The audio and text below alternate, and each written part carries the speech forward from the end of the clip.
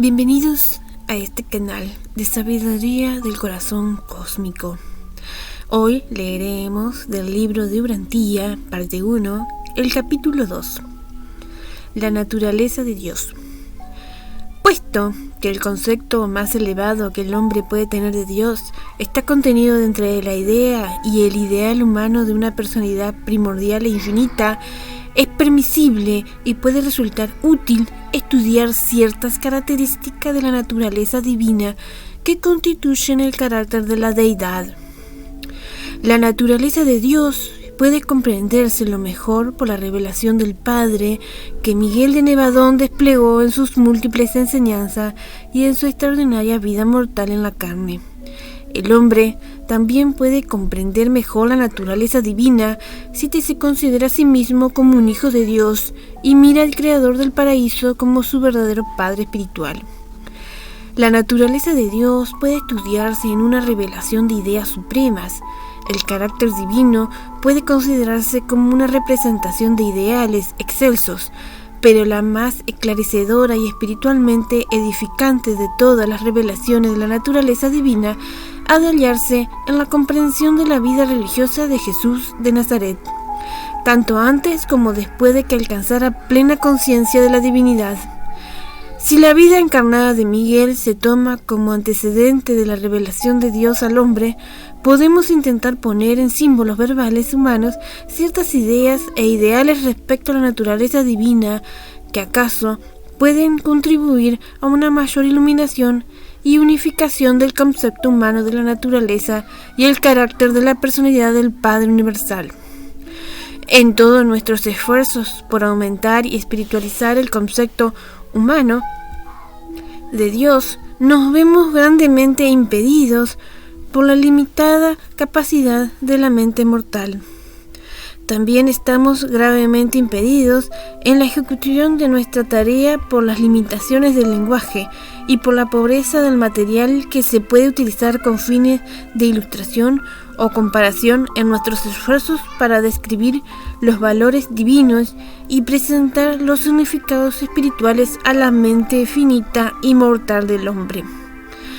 Todos nuestros esfuerzos por ampliar el concepto humano de Dios serían poco menos que inútiles, excepto por el hecho de que el ajustador otorgado del Padre Universal reside en la mente mortal y le impregna el espíritu de la verdad del Hijo Creador.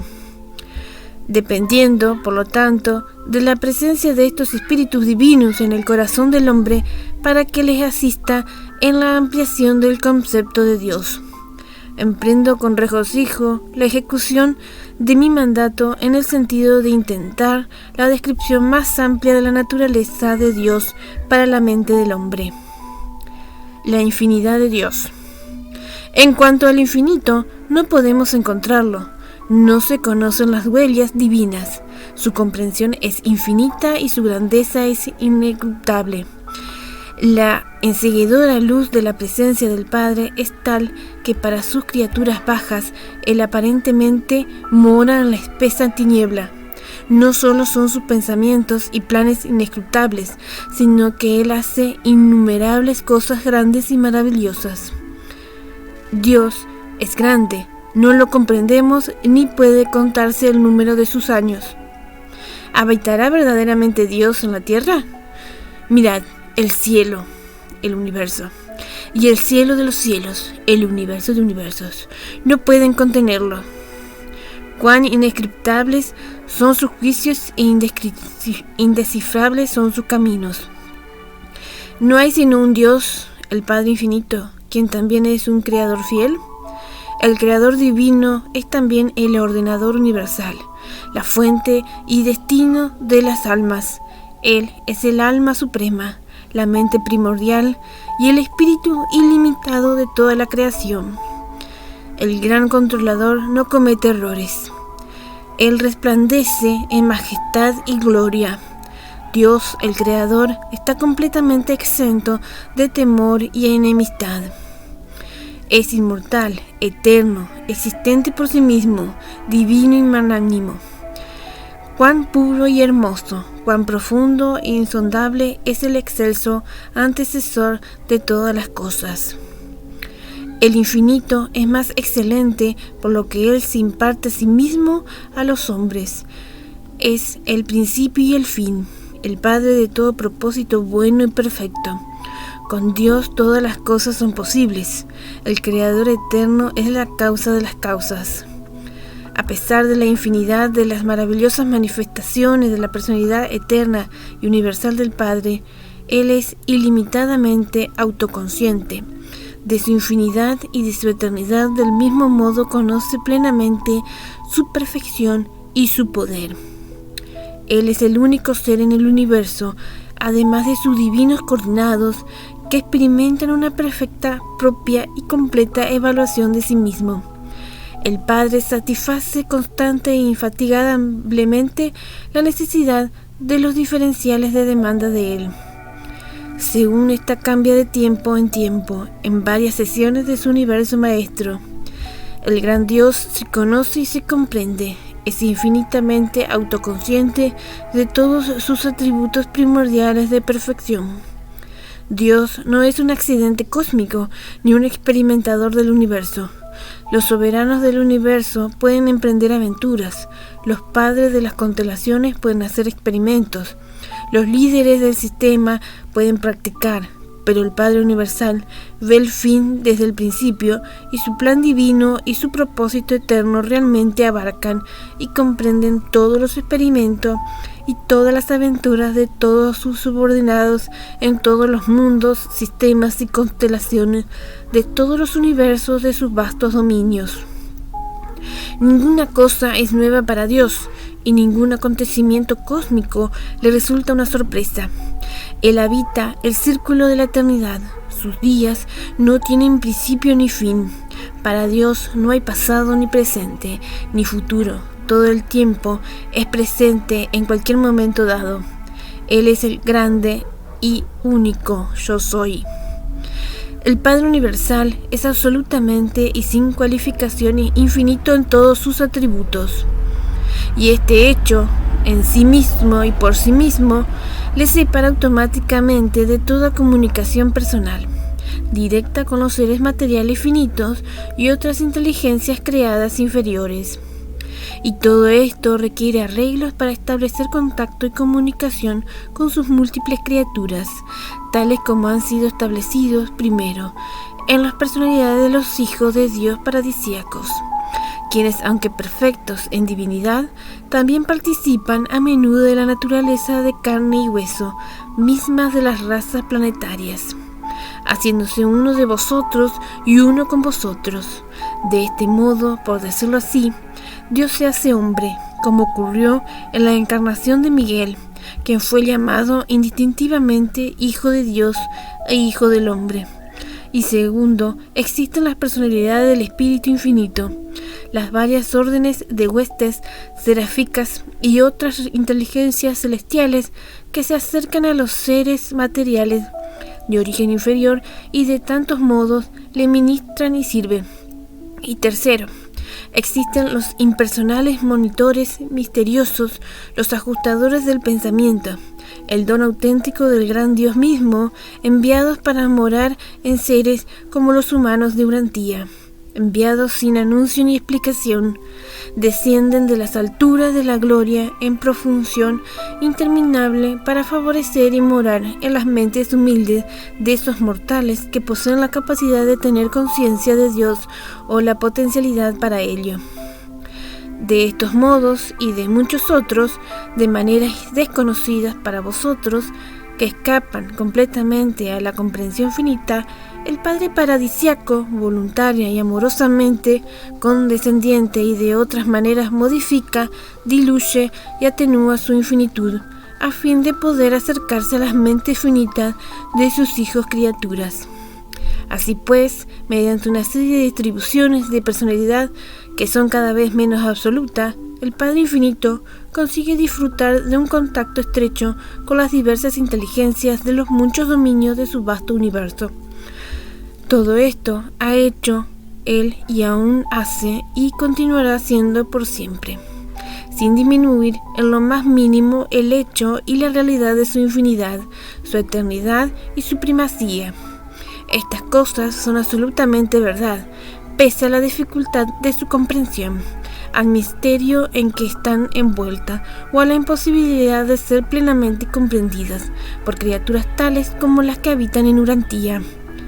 Puesto que el Padre primero es infinito en sus planes y eterno en sus propósitos, es intrínsecamente imposible para cualquier ser finito llegar a aprender o a entender jamás estos planes y propósitos divinos en su plenitud. El hombre mortal puede activar los propósitos del Padre solo de cuando en cuando, aquí y allá, según se revelan en relación con el desenvolvimiento del plan de ascensión de la criatura en sus niveles sucesivos de progresión en el universo. Aunque el hombre no puede abarcar el significado de la infinidad, el Padre Infinito con seguridad comprende plenamente y abraza amorosamente toda la finitud de todos sus hijos en todos los universos. El Padre comparte la divinidad y la eternidad con gran número de seres elevados del paraíso, pero nos preguntamos si la infinidad y la consiguiente primacía universal las comparta plenamente con otros que no sean sus asociados, coordinados de la Trinidad del paraíso. La infinidad de la personalidad debe, por fuerza, abarcar toda la finitud de la personalidad. De aquí la verdad literal, de la enseñanza que declara que en él vivimos y nos movemos y tenemos nuestro ser. Ese fragmento de la deidad pura del Padre Universal que mora en el hombre mortal es parte de la infinidad de la primera fuente y centro, el Padre de los Padres. La perfección eterna del Padre. Aún vuestros antiguos profetas comprendieron la naturaleza eterna sin principio ni fin, la naturaleza circular del Padre Universal. Dios está literal y eternamente presente en su universo de universos. Él habita el momento presente con toda su majestad absoluta y su eterna grandeza. El Padre tiene vida en sí mismo y esta vida es vida eterna. A través de las edades eternas ha sido el Padre quien da a todos vida. Hay una infinita perfección en la integridad divina. Yo soy el Señor, yo no cambio. Nuestro conocimiento del universo de universos revela no solo que Él es el Padre de las luces, sino también que en su dirección de los asuntos interplanetarios no hay variabilidad ni sombra de mutación. Él declara el fin desde el principio. Él dice: mi parecer perdurará, haré todo lo que me complazca, según el eterno propósito que me propuse en mi Hijo. Así son pues los planes y propósitos de la primera fuente y centro como el mismo, eternos, perfectos y por siempre inmutables. Hay una finalidad de integridad y una perfección de plenitud en los mandatos del Padre. Todo lo que Dios hace será para siempre, nada se le puede agregar ni quitar. El Padre Universal no se arrepiente de sus propósitos originales de sabiduría y perfección. Sus planes son firmes, su parecer inmutable, mientras que sus acciones son divinas e infalibles.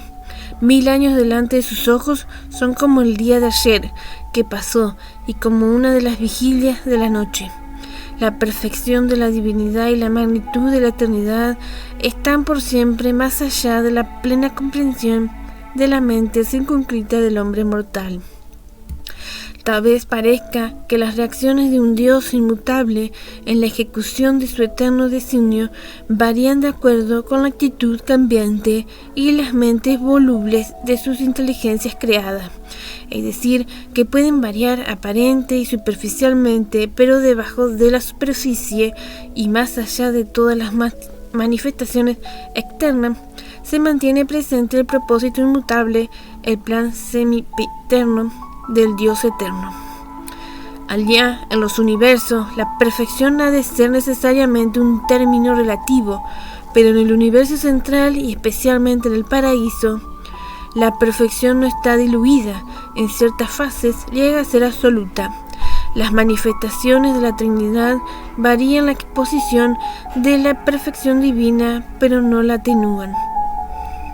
La perfección primordial de Dios no consiste en una rectitud asumida, sino más bien en la perfección inherente de la bondad de su naturaleza divina. el espinal completo y perfecto. No hay cosa que falte en la belleza y perfección de su carácter recto. El esquema entero de las existencias vivientes en los mundos del espacio se centra en el propósito divino de elevar a todas las criaturas volitivas al alto destino de la experiencia de compartir la perfección paradisíaca del Padre. Dios no es ni egocéntrico ni aislado, nunca cesa de entregarse a las criaturas autoconscientes del vasto universo de los universos. Dios es eterna e infinitamente perfecto. No puede personalmente conocer la imperfección como experiencia propia, pero sí comparte la conciencia de la eterna experiencia de imperfección de todas las criaturas, forcejeante de los universos evolutivos de todos los hijos creadores paradisíacos. El toque personal y liberador del Dios de la perfección sobrecoge el corazón y envuelve la naturaleza de todas esas criaturas mortales que han ascendido al nivel universal de discernimiento moral. De esta manera, así como mediante los contactos de la presencia divina, el Padre Universal participa realmente en la experiencia de la inmadurez y la imperfección en la carrera evolutiva de todos los seres mortales de todo el universo.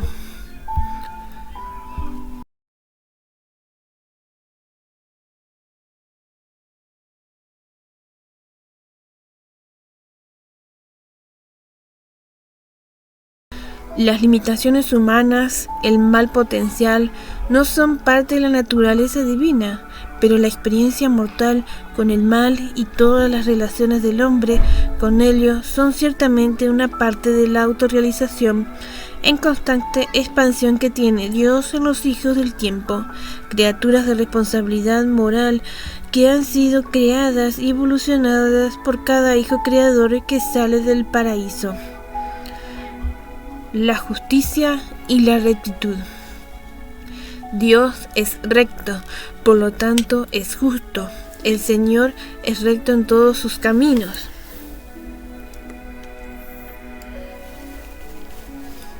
No he hecho sin causa todo lo que he hecho, dijo el Señor.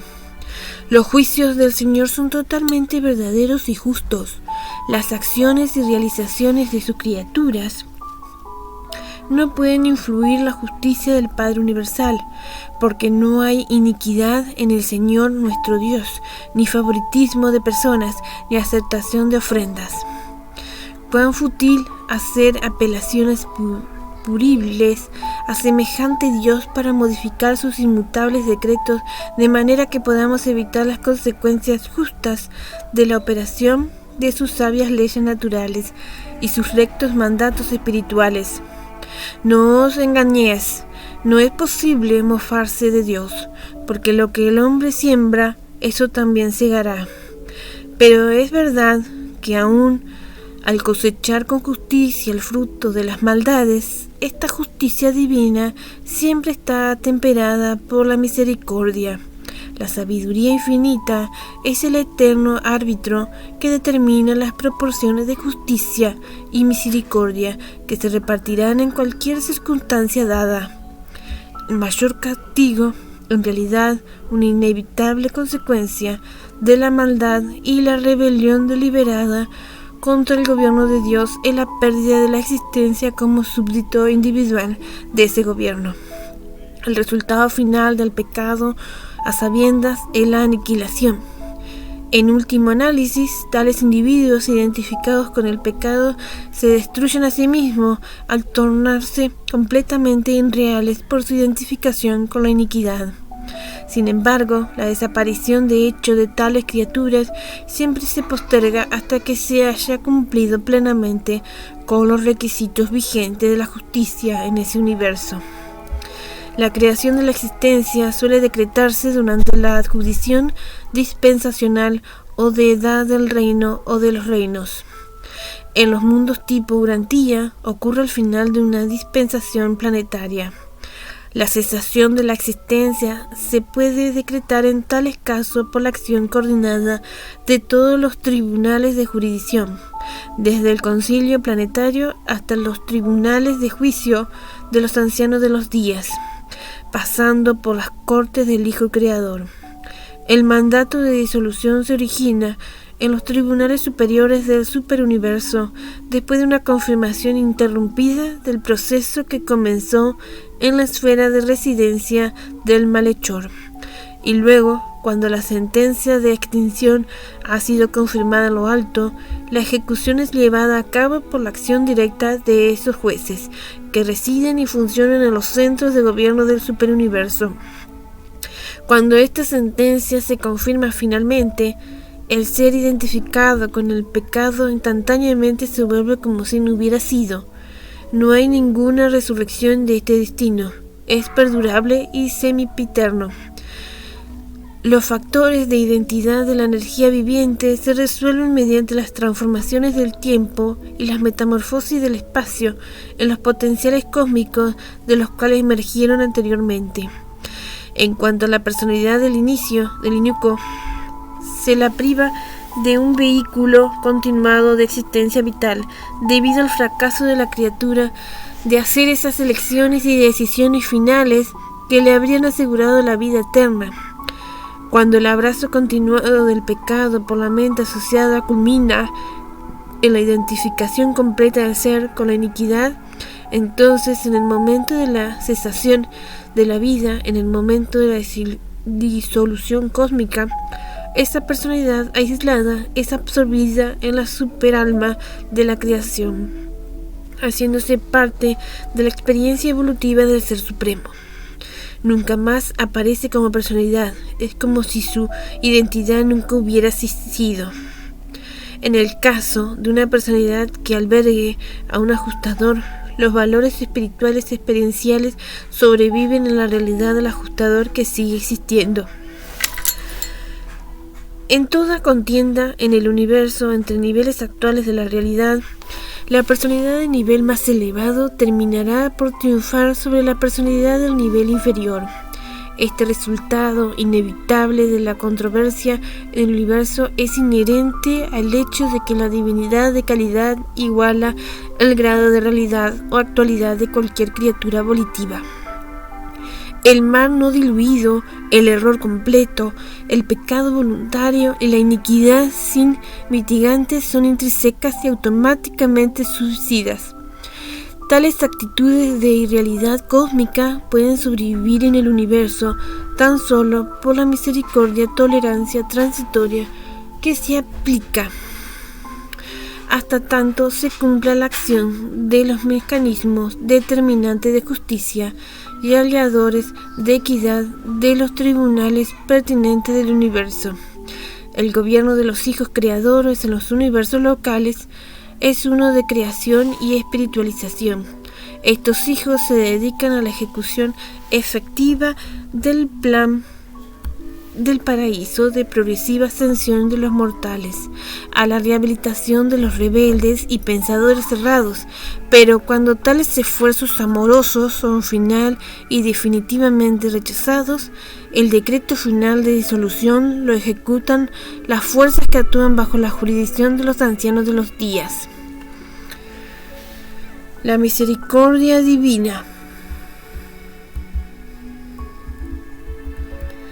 La misericordia es simplemente justicia, atemperada por esa sabiduría que proviene de la perfección del conocimiento y del pleno reconocimiento de la debilidad natural y las limitaciones ambientales de las criaturas finitas. Nuestro Dios es en extremo compasivo, benigno, paciente y abundante en misericordia. Por tanto, cualquiera que invocare el nombre del Señor será salvado, porque Él perdona abundantemente. La misericordia del Señor es de eternidad a eternidad. Si su misericordia perdura por siempre, yo soy el Señor que imparte benevolencia, juicio y rectitud en la tierra, porque en estas cosas me deleito. No aflijo voluntariamente ni pesadumbro a los hijos de los hombres, porque yo soy el Padre de las misericordias y el Dios de todo consuelo. Dios es intrínsecamente generoso, naturalmente compasivo y semipiternamente misericordioso. y no es necesario jamás que se ejerza ninguna influencia sobre el Padre para suscitar su benevolencia. La necesidad de la criatura es en sí suficiente para asegurar el pleno caudal de su tierna misericordia y de su gracia salvadora. Puesto que Dios conoce todo acerca de sus hijos, es fácil para Él perdonar. Cuanto mejor comprenda el hombre a su semejante, tanto más fácil le será perdonarlo e incluso amarlo. Solo el discernimiento de la sabiduría infinita permite a un Dios recto ministrar justicia y misericordia al mismo tiempo y en cualquier situación en el universo. El Padre Celestial nunca es perturbado por actitudes conflictivas hacia sus hijos universales. Dios nunca es víctima de antagonismo de rectitud.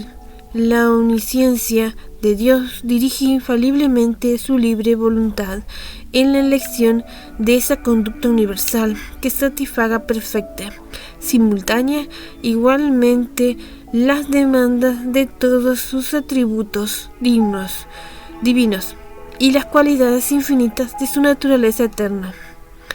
La misericordia es el vástago natural e inevitable de la bondad y el amor.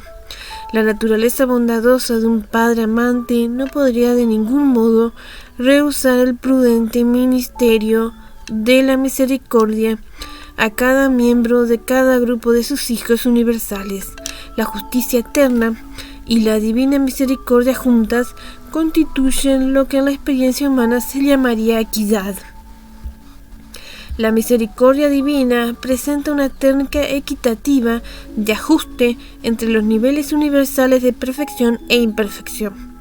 La misericordia es la justicia de la supremacía adaptada a las situaciones de lo finito evolutivo, la rectitud de la eternidad modificada para satisfacer a los más altos intereses y al bienestar universal de los hijos del tiempo. La misericordia no es una contravención de la justicia, sino más bien una interpretación comprensiva de las exigencias de justicia suprema, tal como se la aplica equitativamente a los seres espirituales subordinados y a las criaturas materiales de los universos evolutivos. La misericordia es la justicia de la Trinidad del paraíso sabia y amorosamente enviada a las múltiples inteligencias de las creaciones del tiempo y el espacio, tal como son formuladas por la divina sabiduría y determinadas por la mente omniconocente y la voluntad libre y soberana del Padre Universal y de todos sus creadores asociados. El amor de Dios. Dios es amor, por lo tanto, su actitud personal única hacia los asuntos del universo es siempre una reacción de afecto divino. El Padre nos ama lo suficiente para otorgarnos su vida, hacer salir su sol sobre malos y buenos y hacer llover sobre justos e injustos. Es erróneo pensar de Dios que sea engatusado a amar a sus hijos por los sacrificios de sus hijos o la intercesión de sus criaturas subordinadas, porque el Padre mismo os ama. En respuesta a este afecto paterno, Dios envía a los maravillosos ajustadores para que habiten la mente de los hombres. El amor de Dios es universal. Todo el que quiera puede acercarse. El que querría que todos los hombres se salvaran al llegar a la posesión del conocimiento de la verdad, no desea que ninguno perezca. Los creadores son los primeros que intentan salvar al hombre de los desastrosos resultados de su tonta transgresión de las leyes divinas. El amor de Dios es por naturaleza un aspecto paternal, por consiguiente a veces nos disciplina por nuestro propio bien, para que podamos ser partícipe de su santidad. Incluso durante vuestras pruebas más duras, recordad que en todas nuestras aflicciones Él se aflige con nosotros. Dios es divinamente generoso con los pecadores. Cuando los rebeldes retornan a la rectitud, se los recibe misericordiosamente, porque nuestro Dios perdonará abundantemente. Yo soy aquel que borra vuestras transgresiones por mi propio bien, y no recordaré vuestros pecados. He aquí el gran amor que el Padre nos dona para que se nos llame hijos de Dios. Después de todo, la mayor prueba de la bondad de Dios y la razón suprema para amarle es el don del Padre que mora en ti, el ajustador que tan pacientemente aguarda la hora en que ambos os volváis eternamente uno. Aunque no puedes encontrar a Dios mediante la búsqueda, si te sometes a la dirección del Espíritu residente, serás guiado infaliblemente, paso a paso, vida tras vida, universo tras universo y edad tras edad, hasta encontrarte finalmente en la presencia de la personalidad del Padre Universal del Paraíso. Cuán irrazonable es que no os adoráis a Dios, porque las limitaciones de la naturaleza humana y los impedimentos de vuestra creación material no os permiten verle. Entre vosotros y Dios hay una gran distancia, espacio físico, que debe ser atravesada.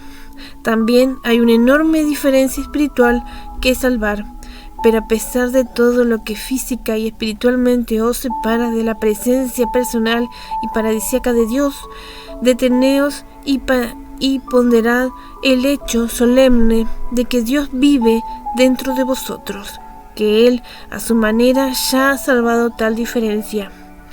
Ha enviado de sí mismo su Espíritu para que viva en vosotros y bregue con vosotros en pos de vuestra carrera universal eterna. Me parece fácil y agradable adorar a quien es tan grande y al mismo tiempo tan afectuosamente dedicado al ministerio de elevar a sus criaturas humildes. Amo naturalmente a quien es tan poderoso en la creación y en su control, y sin embargo tan perfecto en la bondad y tan fiel en la amante benevolencia que constantemente nos envuelve. Pienso que amaría a Dios del mismo modo si no fuera tan grande y poderoso, puesto que es tan bueno y misericordioso. Todos nosotros amamos al Padre más por su naturaleza que en reconocimiento de sus asombrosos atributos. Cuando observo a los hijos creadores y sus administradores subordinados luchando tan valientemente con las múltiples dificultades del tiempo inherente a la evolución de los universos del espacio, descubro que abrigo por esos gobernantes menores de los universos un afecto grande y profundo.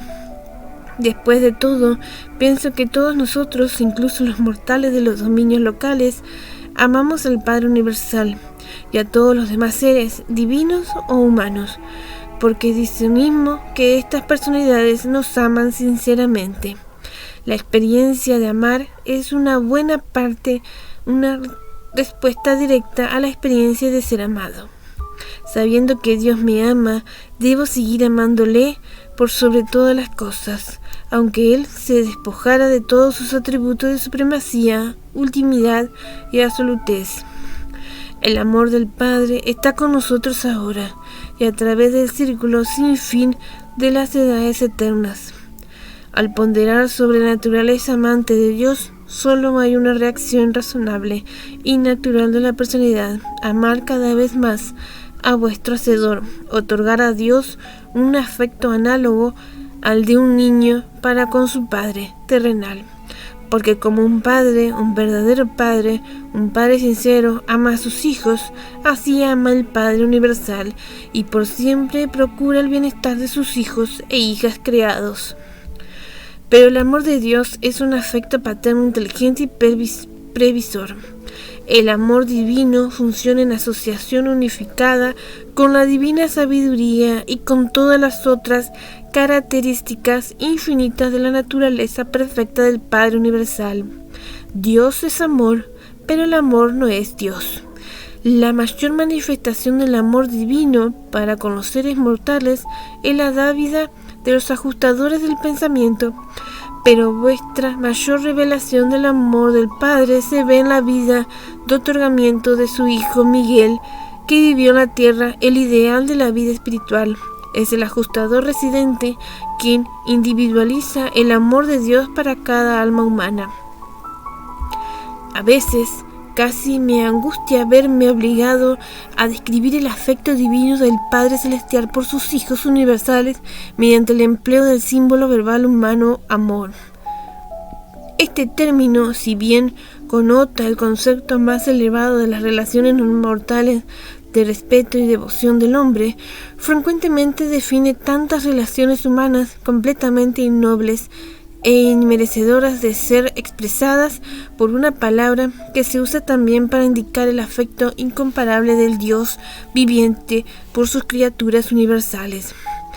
Qué pena que yo no pueda hacer uso de un término excelso y exclusivo que transmita a la mente del hombre la verdadera naturaleza y el significado exquisitamente bello del afecto divino del Padre del Paraíso. Cuando el hombre pierde de vista el amor de un Dios personal, el reino de Dios se convierte meramente en el reino del bien. Pese a la unidad infinita de la naturaleza divina, el amor es la característica dominante de todas las relaciones personales de Dios con sus criaturas.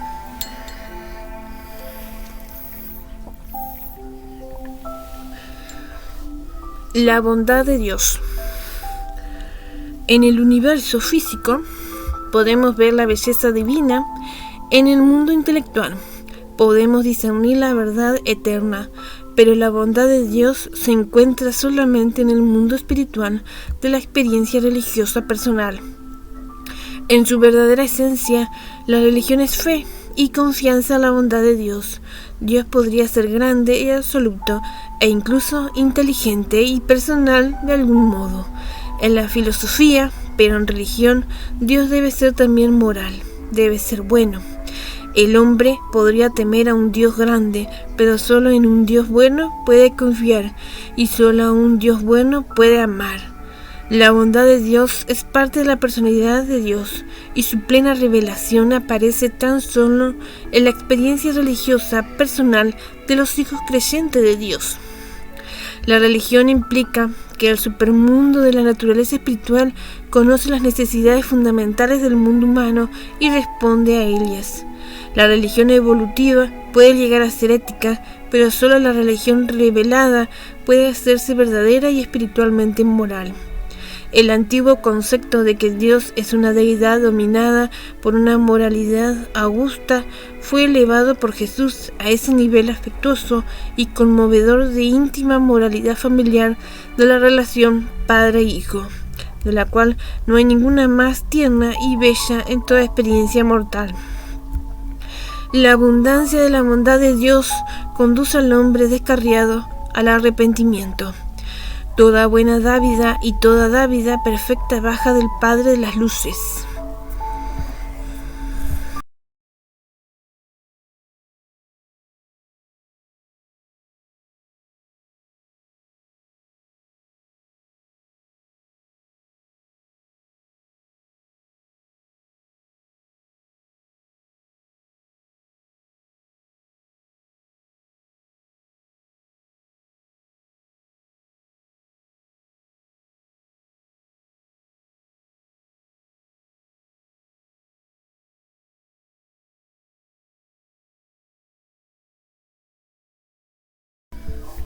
Dios es bueno, es el refugio eterno del alma de los hombres. El Señor Dios es misericordioso y benévolo, es paciente y abundante en bondad y verdad. Probad y ved que el Señor es bueno, bendito el hombre que en él confía. El Señor es misericordioso y lleno de compasión, es el Dios de la salvación, sana al acongojado y cura las heridas del alma. Es el benefactor todopoderoso del hombre. El concepto de Dios como rey juez, aunque fomentó un elevado nivel moral y dio origen a un pueblo respetuoso de la ley como grupo, abandonaba al creyente individual en una triste posición de inseguridad respecto a su situación en el tiempo y en la eternidad. Los profetas hebreos más recientes proclamaron que Dios era el Padre de Israel. Jesús reveló a Dios como el Padre de todos los seres humanos. El entero concepto mortal de Dios está trascendentemente iluminado por la vida de Jesús. El altruismo es inherente en el amor paterno. Dios no ama como si fuera un padre, sino como un padre. Él es el Padre en el paraíso de todas las personalidades del universo. La rectitud implica que Dios es la fuente de la ley moral del universo. La verdad muestra a Dios como revelador, como maestro. Pero el amor da y anhela afecto, busca comunión comprensiva tal como la que existe entre padre e hijo. La rectitud puede ser el pensamiento divino, pero el amor es la actitud del Padre. La suposición errónea de que la rectitud de Dios era irreconciliable con el amor altruista del Padre Celestial presuponía una falta de unidad en la naturaleza de la deidad y condujo directamente a la elaboración de la doctrina de la expiación, que es un asalto filosófico a la unidad y al libre albedrío de Dios.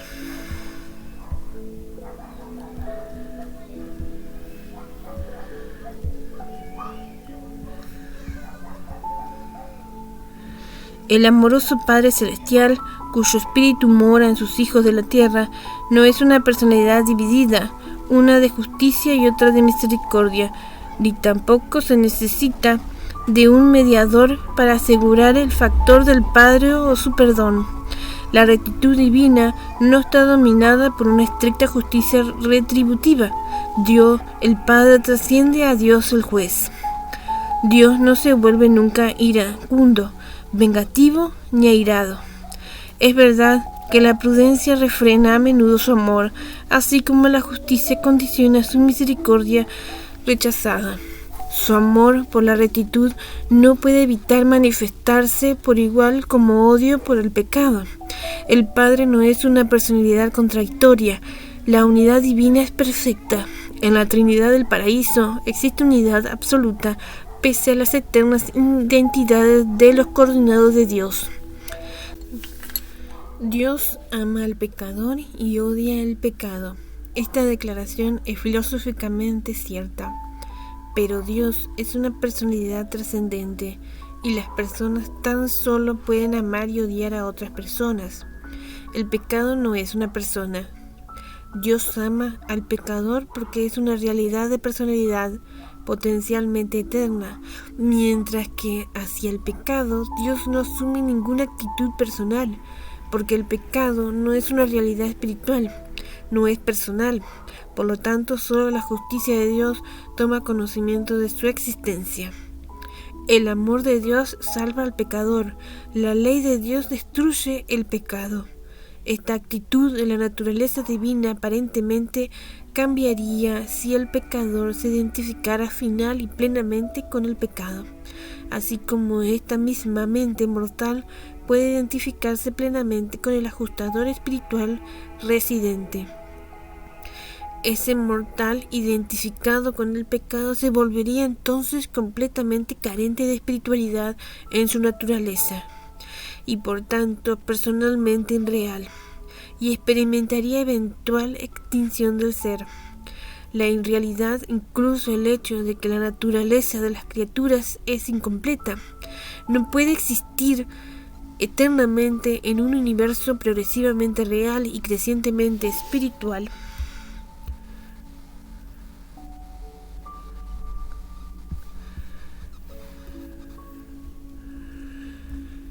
Frente al mundo de la personalidad, Dios se descubre como persona amante frente al mundo espiritual. Es amor personal en la experiencia religiosa. Es ambas cosas. El amor identifica la voluntad volitiva de Dios. La bondad de Dios descansa en el fondo del libre albedrío divino. La tendencia universal al amor, a mostrar misericordia, a manifestar paciencia y a administrar el perdón. La verdad y la belleza divinas. Todo conocimiento finito y toda comprensión de la criatura son relativos. La información y la inteligencia, aunque proceden de altas fuentes, son tan solo relativamente completos, localmente precisos y personalmente verdaderos. Los hechos físicos son relativamente uniformes, pero la verdad es un factor viviente y flexible en la filosofía del universo. Las personalidades en evolución son solo parcialmente sabias y relativamente veraces en sus comunicaciones. Pueden estar seguras solamente hasta donde se extiende su experiencia personal. Aquello que al parecer puede ser completamente cierto en un lugar, puede ser tan solo relativamente cierto en otro segmento de la creación. La verdad divina, la verdad final, es uniforme y universal, pero la historia de las cosas espirituales, tal como la relatan numerosos individuos procedentes de distintas esferas, puede variar a veces en sus detalles debido a esta relatividad en la totalidad del conocimiento y en la plenitud de la experiencia personal, así como en la longevidad y grado de esa experiencia. Mientras que las leyes y decretos, los pensamientos y actitudes de la primera gran fuente y centro son eternas, infinitas y universalmente ciertos.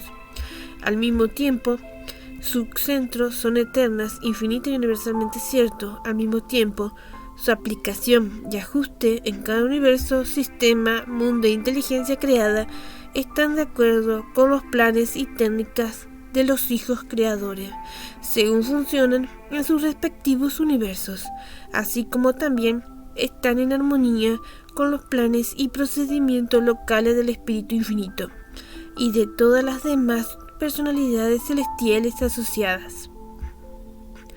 La falsa ciencia del materialismo sentenciaría al hombre mortal a convertirse en un parias del universo.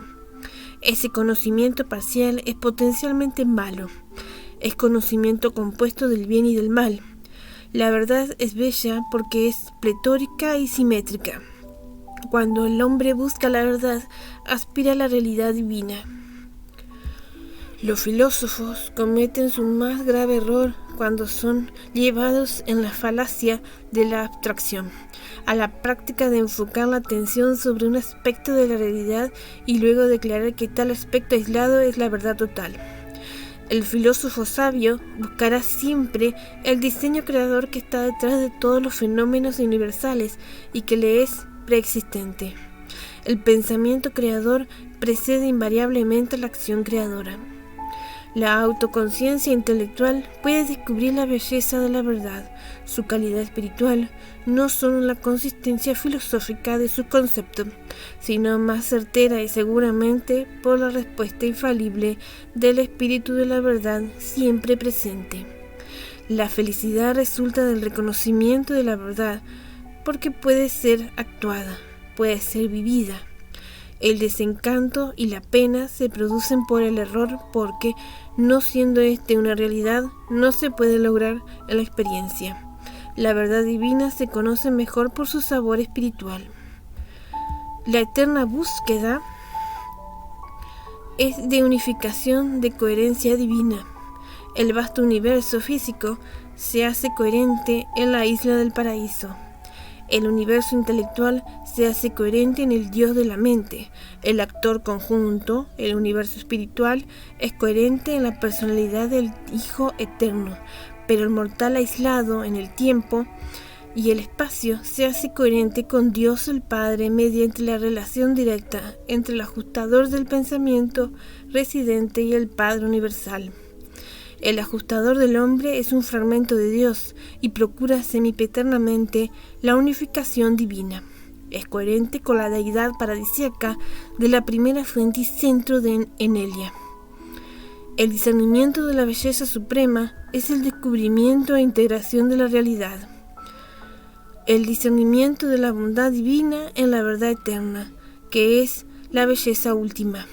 Incluso el encanto del arte humano consiste en la armonía de su unidad. El gran error de la religión hebrea fue que no supo asociar la bondad de Dios con las verdades reales de la ciencia y la atractiva belleza del arte. Según avanzaba la civilización y puesto que la religión insistía en seguir el imprudente camino de destacar con exceso la bondad de Dios, excluyendo a la vez relativamente la verdad y desatendiendo la belleza, se desarrolló una creciente tendencia de ciertos tipos de hombres de apartarse del concepto abstracto y disociado de la bondad aislada. La moralidad aislada y exagerada de la religión moderna que no consigue retener la devoción y la lealtad de muchos hombres del siglo XX. Se rehabilitaría así, además de sus mandatos morales, prestará igual consideración a las verdades de la ciencia, la filosofía y la experiencia espiritual, y a las bellezas de la creación física, al encanto del arte intelectual y a la magnificencia de una auténtica realización del carácter. El desafío religioso de esta era pertenece a aquellos hombres y mujeres visionarios, progresistas y con discernimiento espiritual que se atrevan a construir una nueva y atrayente filosofía de la vida, a partir de los ampliados y exquisitamente integrados conceptos modernos de verdad cósmica, belleza universal y bondad divina. Tal visión nueva y recta de la moralidad atraerá todo lo que es bueno en la mente del hombre y estimulará todo lo mejor del alma humana. La verdad, la belleza y la bondad son realidades divinas, y a medida que el hombre asciende la escala de vivir espiritualmente, estas cualidades supremas del Eterno se hacen cada vez más coordinadas y unificadas en Dios, que es amor. Toda verdad material, filosófica o espiritual es a la vez bella y buena. Toda auténtica belleza, arte material o simetría espiritual es a la vez verdadera y buena. Toda bondad genuina, ya sea moralidad personal, equidad social o ministerio divino, es igualmente verdadera y bella. La salud, la cordura y la felicidad son integraciones de la verdad, la belleza y la bondad según se mezclan en la experiencia humana. Tales niveles de vida eficaz se producen mediante la unificación de los sistemas de energía, los sistemas de ideas y los sistemas de espíritu. La verdad es coherente, la belleza atractiva, la bondad estabilizadora. Y cuando estos valores de lo que es real se coordinan en la experiencia de personalidad, el resultado es un orden elevado de amor condicionado por la sabiduría y capacitado por la lealtad. El propósito real de toda educación en el universo consiste en realizar una mejor coordinación del hijo aislado de los mundos con las realidades más grandes de su experiencia en expansión. La realidad es finita en el nivel humano, infinita y eterna en los niveles superiores y divinos. Este capítulo fue presentado por un consejero divino que actúa por mandato de los ancianos de los días en Ubersa. Bueno, hasta aquí llegó el capítulo 2. En el próximo video leeremos el capítulo 3, donde habla de los atributos de Dios.